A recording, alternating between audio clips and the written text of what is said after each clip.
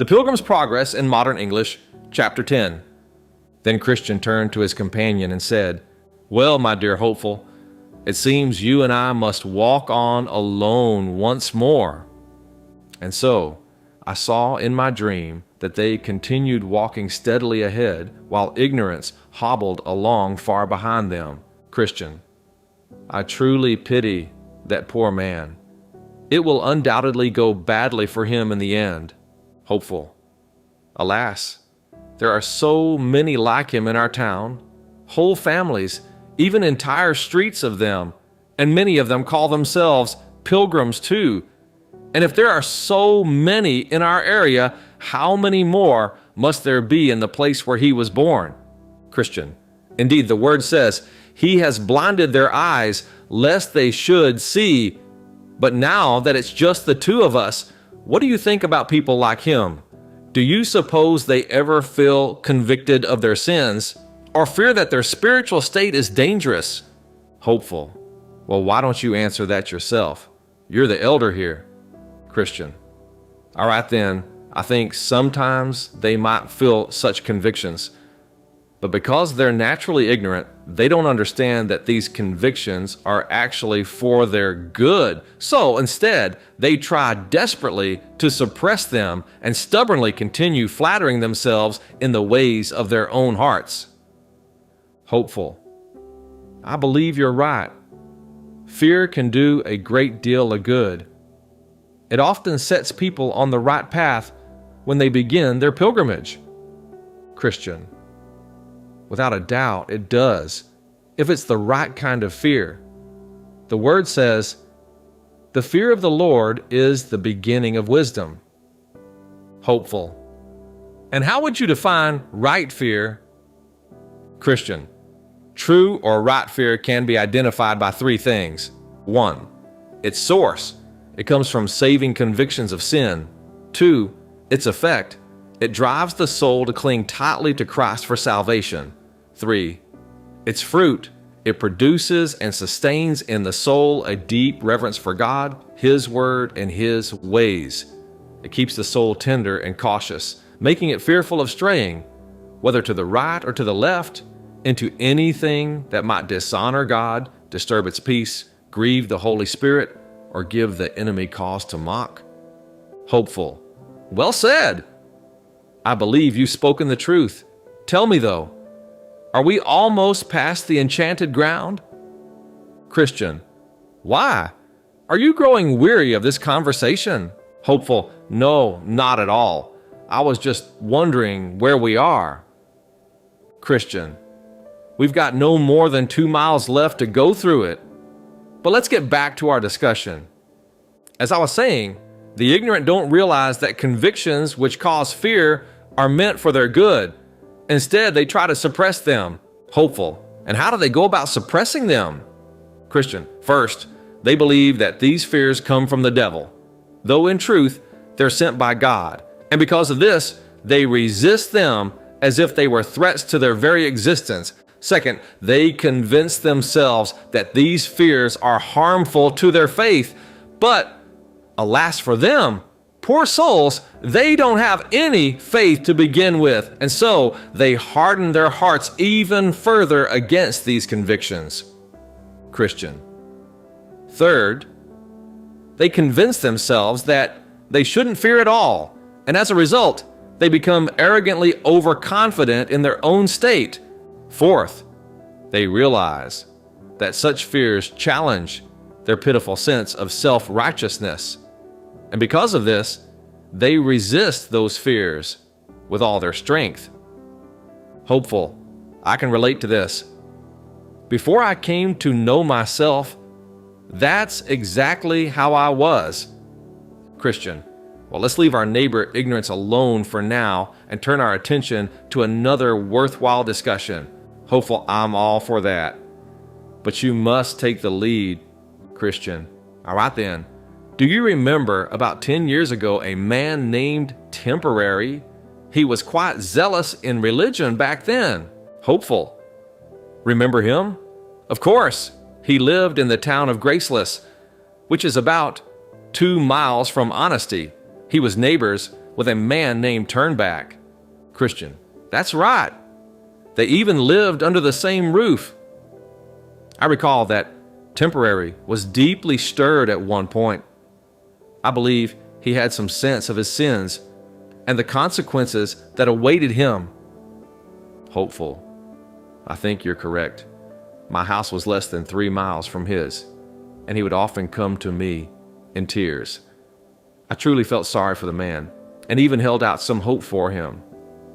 But as it said, not everyone who cries, "Lord, Lord," will enter the kingdom. Christian, he once told me he was determined to begin a pilgrimage, just like us. But before long, he struck up a friendship with a man named Save Self, and after that, he became a stranger to me. Hopeful. Since we're talking about him, let's examine the reasons behind his sudden backsliding and the backsliding of others like him. Christian, that could be very beneficial. Why don't you start? Hopeful. All right. In my opinion, there are 4 main reasons for it. First, while the consciences of such men may be awakened, their minds remain unchanged. When the initial burden of guilt begins to fade, the pressure that drove them toward religion eases, and so they naturally return to their old ways. Just as a dog, when it's sick, vomits up its food, it doesn't vomit because it chooses to, but because its stomach is upset. But once the sickness passes and its stomach feels better, the dog's appetite for its vomit hasn't changed. It turns back and licks it all up again. In the same way, people like Temporary may appear eager for heaven, but it's only because they feel the heat of hell pressing close. As their fear of damnation cools, so does their desire for salvation. And when their guilt and terror are gone, their longing for heaven dies as well, and they fall back into their old ways. Second, they are plagued by slavish fears, especially the fear of men. The fear of man lays a trap, as it's said. So while they may seem enthusiastic for heaven, while the flames of hell are fresh in their minds, once that terror subsides, they begin to reconsider. They tell themselves it's wise to avoid unnecessary risks. Why gamble with losing everything or facing trouble? And so, they return to the world once again. Third, they are blocked by the shame that comes with following religion. They are proud and arrogant, and to them, religion appears small and despicable. Once they've lost their sense of hell and God's impending wrath, their pride wins out, and they return to their former life. Hopeful. Fourth, guilt and the thought of judgment are unbearable to them. They can't stand to see their own misery before it overtakes them. And yet, if they could bring themselves to face it and even embrace that sight, it might drive them to run to where the righteous flee and find safety. But instead, as I mentioned earlier, they avoid thoughts of guilt and terror at all costs. And so, when the conviction of God's wrath fades, they harden their hearts eagerly, choosing paths that only serve to harden them further. Christian, you're right. But the root of it all is their unchanged mind and will. They're like a criminal standing before the judge, shaking, trembling, and pretending to repent. But it's not. Because they hate their crime, it's because they fear the noose. The proof? If that man were set free, he'd go right back to his thieving ways. True repentance comes from a changed heart, but his heart remains the same. Hopeful. Now that I've explained why they fall away, tell me, how does it usually happen? Christian, I'll gladly explain. First, they begin to distract their minds from thoughts of God, death, and the coming judgment. 2, then they gradually stop private disciplines, like prayer in secret, controlling their sinful desires, staying watchful, and grieving over sin. 3, next, they avoid the company of lively, warm-hearted Christians. 4, after that, They grow indifferent to public worship, hearing the word, reading it, and not having godly conversations. 5, then they start to criticize and nitpick the faults of other believers, often maliciously, using these faults as an excuse to throw religion behind them altogether. 6, afterward, they begin associating with worldly, loose, and indulgent people. 7, then they secretly indulge in sinful, immoral conversations and delight if they can find. Others, even so-called good people, doing the same. It gives them boldness to follow suit, using others as their excuse. 8, soon after, they start committing small sins openly without shame. 9, finally, they become hardened and reveal their true nature. They dive headlong back into a life of misery, and unless a miracle of grace intervenes, they perish forever, deceiving themselves to the very end. Now I saw in my dream that by this time the pilgrims had crossed over the enchanted ground and entered the land of Beulah. The air there was sweet and refreshing. The path ran straight through this pleasant country, and they stayed here for a while, enjoying its beauty. Yes, here they heard birds singing continually, and every day they saw flowers blooming all over the earth. They even heard the gentle cooing of doves in the land. In this country, the sun shone both day and night, and they were far beyond the reach of the valley of the shadow of death. Giant Despair and Doubting Castle were nowhere in sight. From here, they could even see the city they had been journeying toward all along. Here they were met by some of the city's inhabitants, for in this land the Shining Ones often walked. Since it bordered heaven itself, here the covenant between the bridegroom and his bride was renewed, and God rejoiced over them like a bridegroom delights in his bride. They lacked nothing here. Grain and wine flowed in abundance. All the things they had longed for throughout their pilgrimage were found here in plenty. They even heard voices from the city calling out loudly, "Say to the daughter of Zion, look, your salvation is coming. His reward is with him." All the people of the land called the pilgrims the holy people, the redeemed of the Lord, and sought after. As they walked through this land, their hearts were filled with joy greater than they had ever known in the places farther from the kingdom they were heading toward. And as they drew closer to the city, they could see it even more clearly. Its walls were built of pearls and precious stones, and its streets were paved with pure gold.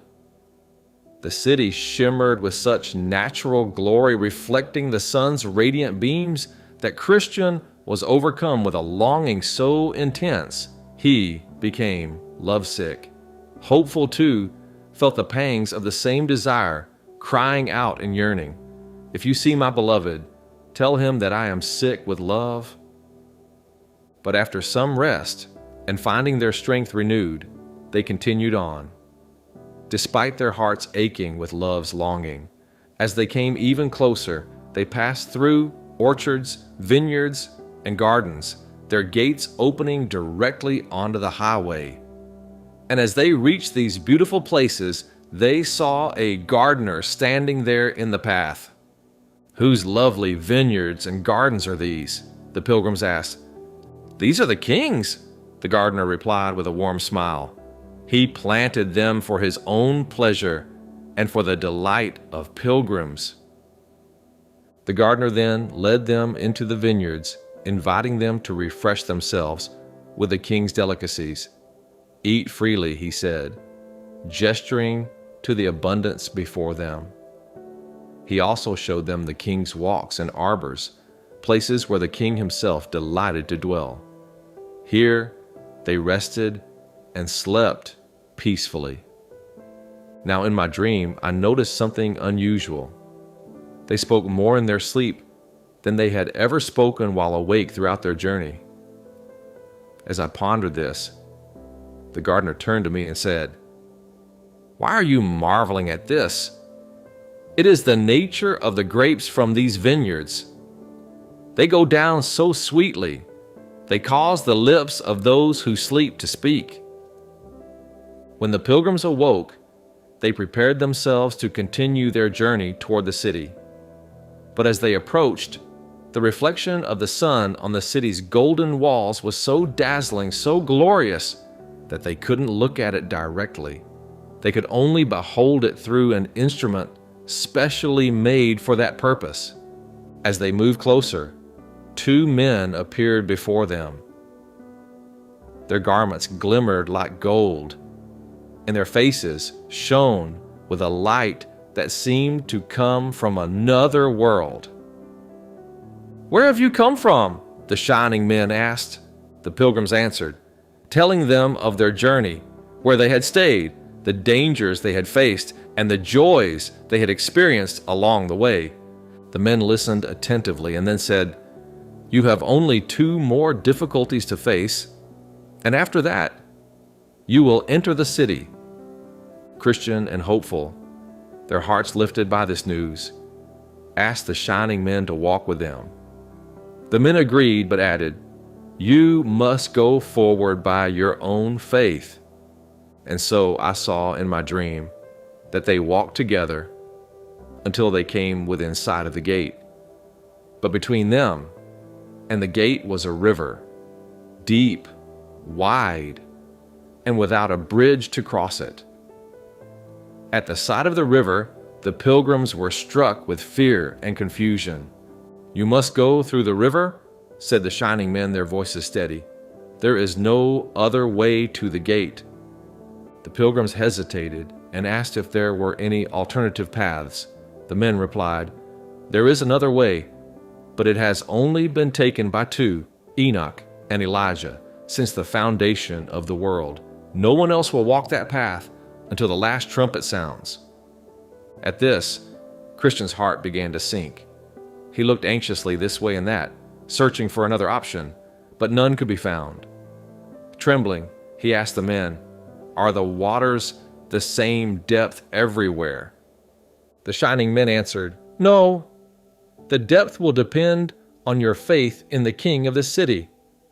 Then they stepped into the water, and as they entered, Christian began to sink. Crying out to his faithful friend, hopeful, he exclaimed, "I'm sinking into deep waters. The waves are crashing over my head. All his waves are drowning me. Selah!" Hopeful turned to him and said gently, "Be of good courage, my brother. I can feel the bottom. It is firm, and it is good." But Christian, overwhelmed, cried out, "Ah, my friend, the sorrows of death surround me. I shall never see the land flowing with milk and honey." With that, a heavy darkness fell upon Christian. Terror and dread gripped him, and he couldn't see the path ahead. His mind was clouded, his senses dulled. He couldn't recall or speak of the sweet moments of refreshment he had experienced on his pilgrimage. Every word he uttered was filled with fear. Fear that he would die in this river and never make it through the gate. It became clear to those watching that Christian's thoughts were consumed by the sins of his past, both before and after he became a pilgrim.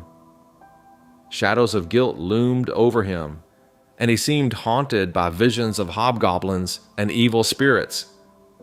Every so often, he muttered about them in dismay. Hopeful, ever loyal and kind, worked tirelessly to keep Christian's head above the waters. Yet, there were times when Christian sank completely beneath the surface, only to rise again moments later. Gasping for breath, his spirit nearly broken, Hopeful tried to comfort him, saying, brother, I can see the gate ahead, and there are men standing there, ready to welcome us." But Christian, in despair, replied, "They are waiting for you, my friend, not for me. You have always been hopeful ever since I first knew you." "And so have you," Hopeful reassured him. But Christian, racked with guilt, groaned, "Oh, my brother! If I were truly worthy, he would come now and deliver me. But because of my sins, He has left me here in this snare." Hopeful spoke firmly. "No, my brother, you've forgotten what the scriptures say about the wicked. There are no struggles at their death. Their bodies are strong. They are not plagued as others are.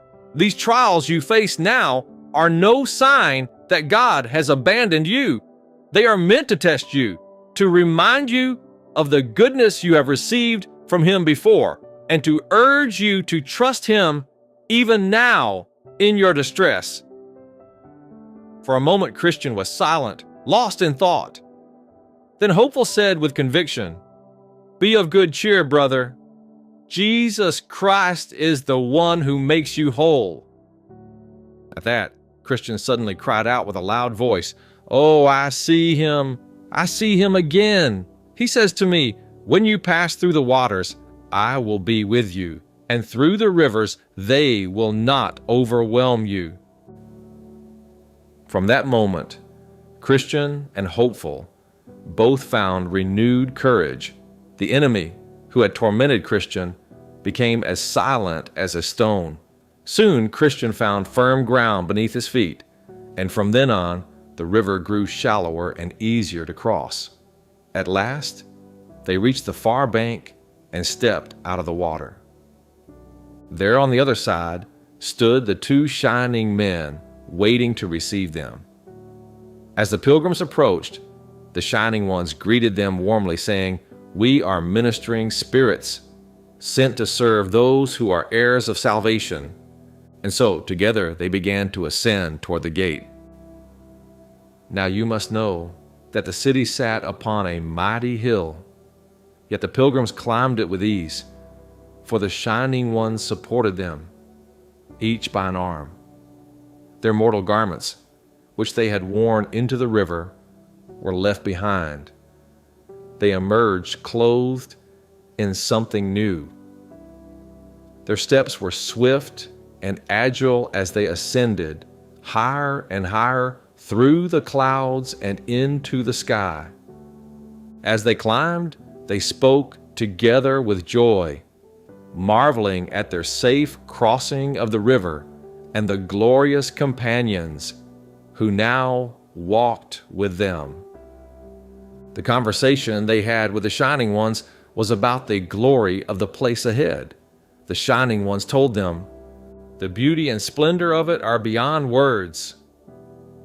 There you will find Mount Zion, the heavenly Jerusalem, with an uncountable number of angels, and the spirits of the righteous made perfect." They continued, "You are about to enter the paradise of God. There, you will see the tree of life and eat its everlasting fruit. When you arrive, white robes will be given to you, and every day you will walk and talk with the King Himself for all eternity." "No more sorrow, no more pain," they said softly, "no more death. In this holy place, you will no longer see the griefs of earth. All those former things will be gone forever. You are going to be with Abraham, Isaac, and Jacob, and the prophets, those whom God took away from the evils of this world. Now they rest and rejoice in their righteousness." Christian and Hopeful asked, "What will we do in this holy place?" The Shining Ones replied, "You will receive the reward for all your labor, and you will trade your tears and suffering for endless joy. You will reap the harvest of all your prayers and faithful endurance for the King. Crowns of gold will be placed on your heads, and you will gaze forever upon the Holy One. You will see Him just as He is." "Endless peace," they whispered. "There, you will worship Him without any hindrance, no weakness of the flesh, no burdens of the world, just pure praise, endless thanksgiving, and triumphant shouting. Your eyes will behold His glory, and your ears will hear the sweet voice of the Mighty One. You will be reunited with the friends who arrive before you, and you will greet with joy all those who come after you. You will be clothed with glory and honor, fit to accompany the King of glory himself. Imagine it, they said with awe, walking beside the King. And when he comes on the clouds with the sound of a trumpet, you will ride with him. When he sits upon his throne of judgment, you will sit beside him. You will join him in pronouncing judgment on all the wicked, whether angels or men, because his enemies were also your enemies. And when he returns to the heavenly city in triumph, you will go with him, with the trumpet sounding, and all the hosts of heaven rejoicing. As they approached the gate, a great company of the heavenly host came out to meet them. The shining ones announced to the host, "These are the men who loved our Lord while they were in the world. They left everything behind for his holy name. Now, he has sent us to bring them here so that they may see their Redeemer's face with joy." At that, the heavenly host let out a resounding shout. "Blessed are those who are called to the marriage supper of the Lamb." The sound of their voices filled the heavens. Then a group of the king's trumpeters came forward, dressed in robes of pure white that glowed with brilliance. With their music, they filled the air with melody, their loud trumpets echoing across the skies. The trumpeters greeted Christian and Hopeful with shouts of joy, declaring, "Welcome, welcome to the eternal kingdom." The sound of their celebration was like thunder, a glorious symphony of praise. And so it was. They surrounded them on every side, some going before them, some behind, some to their right and some to their left, guarding them as they ascended through the upper regions. The air was filled with a continuous sound of melodious music, lifting high in joyful notes. It was as if heaven itself had descended to meet them. As they walked together, the trumpeters often signaled their delight, mingling music with smiles and welcoming gestures. They clearly showed Christian and his brother just how overjoyed they were to have them join their company. The sight of angels, their radiant faces, their music. It overwhelmed the two pilgrims. For a moment it seemed as if they were already in heaven before even entering. The city itself came fully into view, glowing like the dawn, and they could hear the ringing of its bells, welcoming them home. But more than the sights or the sounds was the thought. The thought of dwelling there, forever in the company of such glory, forever with the King. How could words or even the greatest song ever express such joy? And thus, they arrived at the gate. Now above the gate was written in letters of shimmering gold, "Blessed are they that do his commandments, that they may have right to the tree of life, and may enter in through the gates into the city."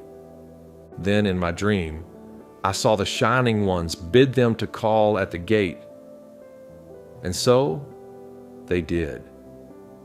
From above, figures looked down over the gate: Enoch, Moses, Elijah, and others, watching with joy as the pilgrims stood waiting. It was announced to those above, "These pilgrims have come from the city of destruction, driven by the love they bear for the King of this place." Hearing this, Christian and Hopeful presented their certificates, their proof of passage, given to them at the start of their journey. The shining ones carried these documents into the king. The king, upon reading the certificates, asked, "Where are the men?" And it was answered, "They are waiting outside the gate." Then the king commanded with great authority, "Open the gate, let the righteous nation that keeps the truth enter in." In my dream, I saw the gate swing open, and as the two pilgrims stepped inside, they were transformed. Their clothes began to glow, shining as brightly as gold. Awaiting them were those who bore harps and crowns. The harps were for endless praise, and the crowns were symbols of honor and victory. And then the bells of the city rang out in jubilation. It was said to them, with a voice as sweet as heaven itself, "Enter into the joy of your Lord." I heard Christian and hopeful lift their voices to sing, declaring with loud praise, "Blessing and honor and glory and power be to him who sits on the throne and to the Lamb forever and ever." And then as the gate stood open, I looked beyond into the city. Oh, how it shone! It shone like the sun at its brightest. The streets were paved with pure gold, and all along those streets walked men and women with crowns on their heads, palms of victory in their hands, and golden harps to lift endless songs of worship. Some of them had wings, and they sang back and forth to one another without pause, declaring with great fervor, "Holy, holy, holy is the Lord." And then the gate slowly began to close. As I watched them shut, my heart stirred within me, and I found myself crying out silently, "Oh, that I were among them."